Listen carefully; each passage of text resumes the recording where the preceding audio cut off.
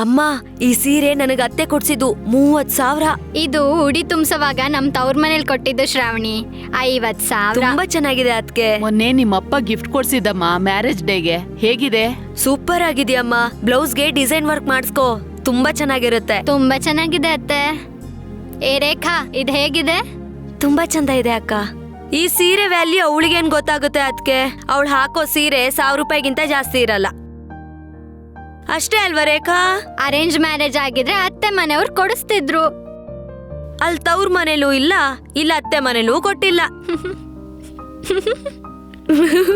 ಶ್ರಾವಣಿ, ಊಟ ಮಾಡೋಣ, ಲೇಟ್ ಆಗತ್ತೆ. ಹಾ, ಬರ್ತಿದೀನ್ರಿ. ಅಮ್ಮ, ನಾ ಹೋಗೋಣ, ಬನ್ನಿ ಅದ್ಕೆ.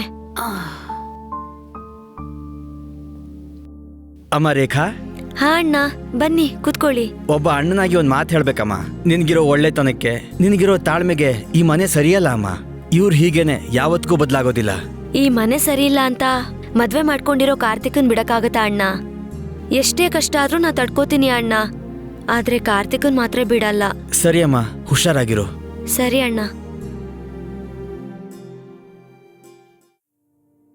ಇದು ನಮ್ ಯಜಮಾನ್ರು ತಂದಿರೋ ವಾಷಿಂಗ್ ಮಷಿನ್. ಯಾರ್ ಬೇಕೋ ಅವ್ರು ಯೂಸ್ ಮಾಡಂಗಿಲ್ಲ. ಅದು ಆಫೀಸಿಗೆ ಲೇಟ್ ಆಗುತ್ತೆ ಅಕ್ಕ, ಅದಕ್ಕೆ. ಆದ್ರೆ ನನ್ಗೇನು, ಕೈಯೆಲ್ಲ ಒಕ್ಕೋ.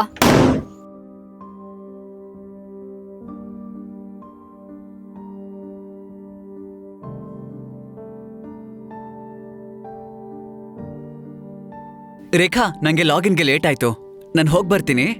ಕಾರ್ತಿಕ್, ನನ್ನನ್ನು ಡ್ರಾಪ್ ಮಾಡಿ ಹೋಗು. ನನಗ್ ಲೇಟ್ ಆಯ್ತು, ನೀನ್ ಡೈರೆಕ್ಟ್ ಆಗಿ ಹೋಗು.